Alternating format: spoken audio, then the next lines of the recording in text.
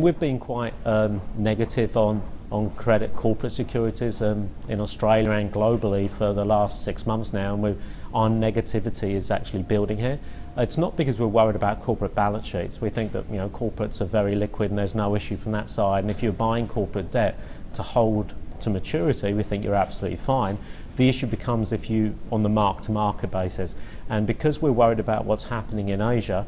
If you look around all the emerging markets, the Latin America area, what's happening in Eastern Europe, and also in the Asian area, you are seeing outflows out of emerging market debt and equities and currencies, and we worried about the fact this liquidity drive actually impacts on credit markets as well. And so on a mark-to-market basis, we're quite nervous that you're beginning to see credit spreads beginning to widen. You're seeing that in high yield already, but we have worries that this will start pushing through more into investment grade globally. It's in the US now, and you're seeing it in parts of Europe, but you're seeing credit spreads widen across the globe, and we believe that this could materially increase as well.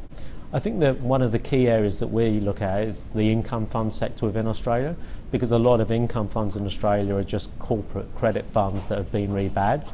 And if you were to see large outflows of that sector out of those funds, well then there's a lot of bonds that would need to be redeemed, and therefore you could see mark-to-market volatility. So we've had a very good run in corporate credit from 2009 to 6 months ago. We believe that good run is firmly behind us now, and we're in for a period of increasing volatility. Remember, as equities trade more volatile, well then that has a feed-through impact into credit as well, because one of the primary drivers when you're building credit models is the volatility of the equity.